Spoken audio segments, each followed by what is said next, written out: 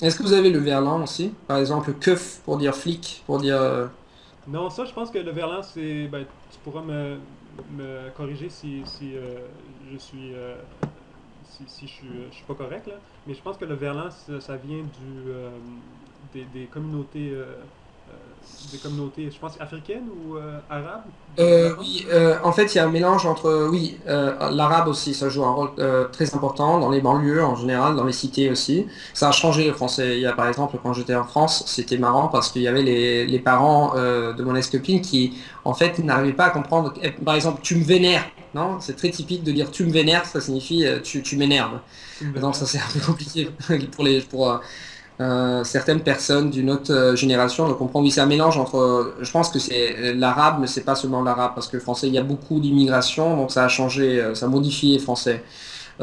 Et donc, je pense que c'est une histoire différente. Donc, je me demandais s'il y a des expressions, par exemple, que tu comprends, ça me vénère. Bon, c'est l'une de ces expressions, mais il y en a beaucoup, en fait. Fum, euh, par exemple, maintenant, on dit meuf pour dire une nana. Meuf, ouais, ouais, ça, là, Bon, j'avais entendu. nana, on Femme, dit tout le meuf. temps meuf, c'est pas très élégant. C'est pas très élégant, mais on dit ah, j'ai rencontré une meuf, non? On dit j'ai chopé pour dire j'ai pécho. On arrive à dire j'ai pécho. Par exemple, en discothèque, on dit j'ai pécho pour dire j'ai chopé, j'ai trouvé une nana, J'ai j'ai chopé, j'ai j'ai pécho. pécho.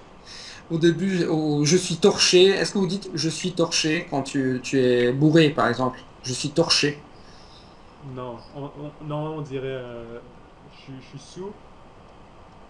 Je suis sous, bon, Je suis oui, sous. sous, sous, sous, ça se dit en France aussi, mais c'est marrant de dire je suis torché. Je Alors au suis début, je torché. comprenais pas torché, ça vient du torchon. Et est-ce que vous dites par exemple torchon et serpillière? J'ai une amie qui m'a raconté que en fait à Bruxelles, torchon et serpillière, c'est pas la même chose qu'en France. Donc il y a même une utilisation, il y a les mêmes mots qui sont utilisés d'une façon différente. Comment dites-vous fontaine, par exemple? Est-ce que c'est vrai que vous dites abreuvoir, buvette? Ouais, un abreuvoir, ouais, un abreuvoir. Ouais, il y a Et plusieurs. harceler, est-ce que Pardon? harceler, par exemple, harceler une personne, est-ce que vous dites harceler ou achaler? Normalement, on dit achaler.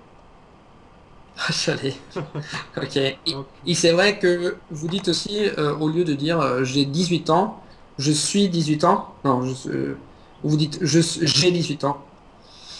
je suis 18. Ouais, ouais, c'est vrai, des fois on dit ouais, je suis 18 aujourd'hui. Euh, Donc, donc ça veut dire j'ai 18 ans. donc ça signifie qu'il y a une influence aussi forte de l'anglais, quoi. Parce que si vous Ouais, dites I am 22, ouais, effectivement, il y a plusieurs non? exemples comme ça.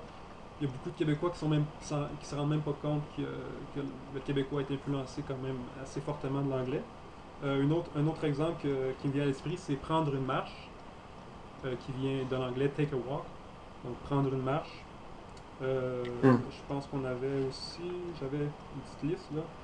Euh, il y a beaucoup de mots anglais qu'on utilise. Anglicisme, par Hmm. exemple, canceller pour annuler. Ah, Ça, c'est il faut que je cancelle mon rendez-vous. Donc, faut que je cancelle mon rendez-vous. euh, tu vas flipper. Tu vas flipper, ça veut dire tu vas trouver ça malade. Tu vas flipper. Non, en Mopper. français, on dit flipper aussi, mais c'est différent. Quoi? Mopper. Bon, mopper bon, comment est-ce qu'on dit ça en français de France? Mopper le. Je sais pas. Pardon, mopper la Mopé. salle de bain avec une mop. To mop. Ah, serpillière. Serpillère, Serpillière. on dit mopper au Québec. Je pense, je suis pas sûr, hein. Mhm. Bon, plusieurs exemples. La malle. La poste, on appelle ça la malle, qui vient de mail. Ça, c'est génial. La malle. La Euh, main Cellulaire, ça vient de cell. cellulaire. Est-ce que vous utilisez ça en France?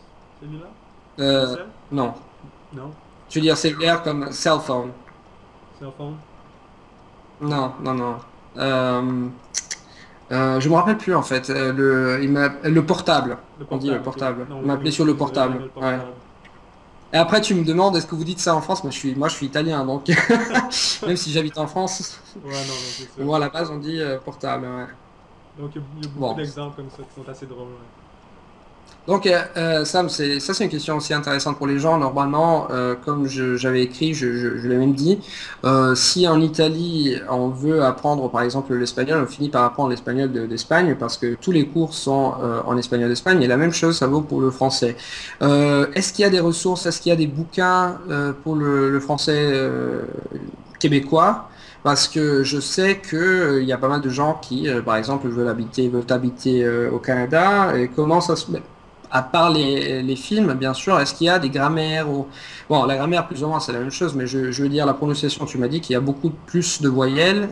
Comment est-ce qu'on peut faire face à la prononciation québécoise? Est-ce qu'il y a des... Moi, j'avais entendu parler de Alexandre Coutu. Lui, Effectivement. c'est un ami de la communauté polyglotte. Je pense qu'il avait écrit un livre, ou il a écrit un livre, en fait. Est-ce que Mhm. tu connais, est-ce que tu le connais? Est-ce que tu connais aussi d'autres bouquins pour les personnes qui s'intéressent au français québécois. Donc effectivement, Alexandre Coutu a écrit un livre, et puis il a écrit un post sur le blog de Benny. Donc pour ceux qui connaissent fluentin3months.com, donc vous pouvez probablement trouver le livre d'Alexandre Coutu, et puis il parle du français du Québec. Et puis j'ai regardé sur Mhm. Internet pour trouver des ressources concernant le français québécois. Et puis vraiment, c'est assez minime comme collection, là. J'ai regardé sur Amazon, par exemple, et puis j'ai trouvé deux livres qui ont l'air pas trop mal. Donc il y a Speak Québec, euh, Mhm. qui est de Daniel Kraus. Donc c'est un livre de On peut poèmes. mettre aussi les liens. On peut mettre aussi les liens Ouais, après. on mettra le lien. Comme ça, les gens peuvent cliquer directement. Donc Speak Québec de Daniel Kraus. Et puis sinon il y a le Québécois Dictionary and Phrasebook par Renata Issage-Lovic et Isabelle Martin. Donc ça, c'est Très deux bien. des ressources que j'ai trouvées. Il y en avait d'autres, mais certaines étaient très vieilles, des années 90, là, début des années 90. Donc je pense que ce serait pas très relevant. Sinon, il y a un site web qui m'a l'air très très bien, donc je le recommande à tous. C'est Namke Learn Quebec French. Et puis le site web, c'est emsjuwel.com /learn.quebec.french /. Donc c'est un site web, on mettra aussi le lien. Et puis j'ai regardé rapidement le site web, ça m'a l'air très intéressant. Ils ont des banques de données audio et puis d'enregistrement et tout pour avoir de la pratique. Euh, Très bien. Formidable. mais Ouais, sinon, c'est je génial tout ça. recommanderais les personnes à regarder des films québécois, des téléséries québécoises, et puis vraiment à travers je pense que des films, c'est une des meilleures façons d'apprendre la langue. Oui, parce qu'en fait, avec Internet, tout est possible. Non, maintenant, je pense que la façon, je pense que la meilleure en fait, d'apprendre le québécois, c'est de s'immerger dans la culture. Je pense que si on regarde, par exemple, des séries, c'est une façon très bien aussi. À part les bouquins, c'est important, ça te donne une référence en général, un point de référence important. Mais en général, je pense que même parler avec des Québécois, de toute façon avec Internet, je le dis tout le temps, tout est possible. Non, tu Exactement. peux, je sais pas, décider, tu vas contacter un Québécois, tu vas lui parler en québécois. Et je pense que les Québécois, c'est aussi intéressant. Tu vois, donc, surtout si tu veux habiter au Canada, etc., etc. Ouais.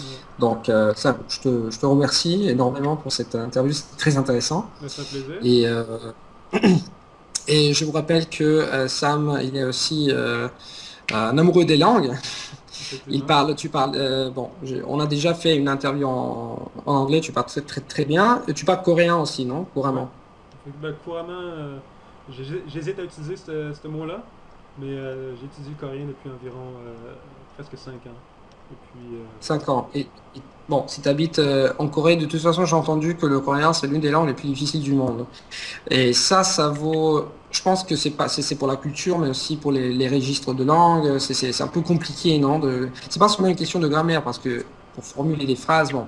Mais le problème, c'est la différence de culture, etc. Moi, je suis en train d'apprendre le japonais, je me rends compte que la culture est très différente et la langue, ça se réfléchit, non? La culture se réfléchit ouais, dans la langue aussi, donc il faut savoir aussi comment s'adresser aux gens et tout ça, non? Je ne très sais pas si efficace. c'est vrai que si par exemple, le registre, si tu utilises des verbes qui ne sont pas appropriés au contexte, peut-être que ils vont se vexer, ils peuvent se vexer. Je sais pas, honnêtement, je sais pas. Tu as Oui, plus oui, d'expérience que moi. ben, t'as Même raison. si tu es étranger, non?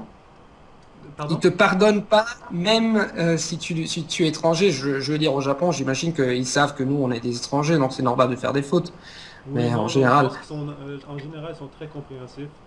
Euh, mais ils peuvent, c'est sûr que ça peut choquer ou ça peut un peu les surprendre, les prendre par surprise si, par exemple, tu commences à parler à une personne qui est plus vieille et puis tu utilises un registre qui est normalement utilisé juste par une conversation entre amis. Donc, entre tes potes, par entre exemple, le potes. coréen a environ 5 différents registres. Donc, des niveaux de- dépendamment à qui tu parles, à qui tu t'adresses. Donc, il y a environ 5 différents registres, donc c'est assez compliqué. Il faut Hmm. s'habituer aux différences et tout. Donc, Est-ce que tu as jamais utilisé le... Est-ce que tu as jamais raté le registre? Est-ce que tu t'es jamais retrouvé dans des situations un peu comme ça, où les gens te regardaient un peu comme ça, tu te disais, mais qu'est-ce qu'il dit? Qu'est-ce qu'il raconte? Je sais pas. ouais, Ça ben, arrive, non? ouais, ouais, ça m'est arrivé. Ça m'arrive, je pense que ça arrive même aux Coréens. Des fois, les Coréens eux-mêmes sont pas trop sûrs quel registre utiliser. Donc, c'est très, très, c'est très, très subtil là, comme différence quelquefois. Dépendamment si tu es avec un ami que tu considères un ami proche, donc il va falloir que tu utilises un registre qui est plus amical, colloquial. Donc c'est très très subtil comme différence. Et puis des fois c'est très difficile de savoir quel registre est-ce que je dois utiliser. Donc il y a plusieurs moments où est-ce que je me suis trompé de registre ou j'ai utilisé le registre Hmm. qui était... Mais j'ai entendu dire, je sais pas, encore une fois, que à la différence du Japon, les gens parlent anglais assez bien. Est-ce que c'est vrai ou c'est une légende, c'est un mythe? Ça dépend peut-être de la ville. Je pense que ça change beaucoup. Il y a vraiment, vraiment beaucoup d'argent qui est mis pour l'enseignement de l'anglais en Corée. C'est vraiment, vraiment une grosse business, très grosse Mhm. industrie.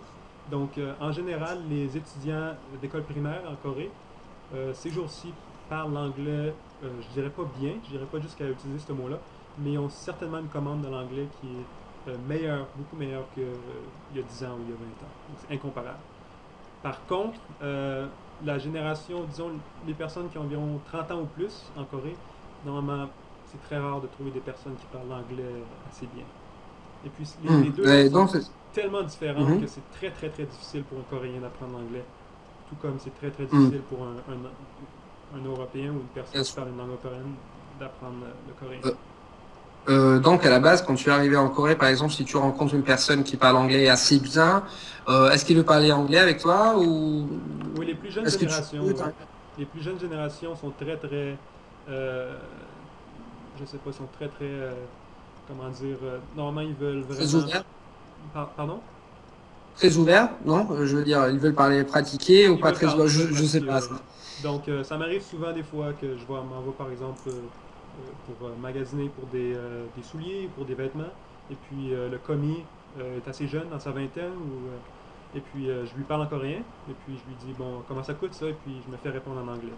Ça m'arrive très souvent. Hmm. Et puis, Ah, donc j'ai écrit, parfait. en Donc, fait, j'ai même écrit un post sur mon blog qui se réfère à ce qu'on appelle en anglais the language power struggle. Donc, tu as une personne qui veut pratiquer son anglais, tu as une personne qui veut pratiquer l'autre langue, et puis les deux personnes sont en conflit d'intérêts, si on veut. Donc, ça arrive très ouais, souvent. ouais. Et à propos de ton blog, est-ce que tu peux nous dire de nouveau le nom du blog? Oui, Alors, bien c'est... évidemment. C'est Vas-y. Lingholic. Donc, c'est www.lingholic, lingholic.com.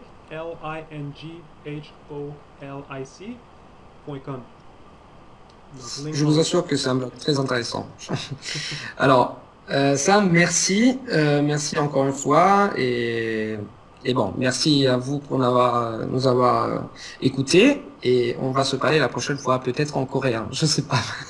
Ouais, ça me fera plaisir. Si je décide, un de ces quatre, d'apprendre le coréen. Oui, en fait, c'est mon idée, c'est de d'apprendre le coréen, mais pas maintenant, naturellement, parce que je suis en train d'apprendre le japonais. Si je commence à apprendre le coréen aussi avec le japonais, ça va être un peu un bordel.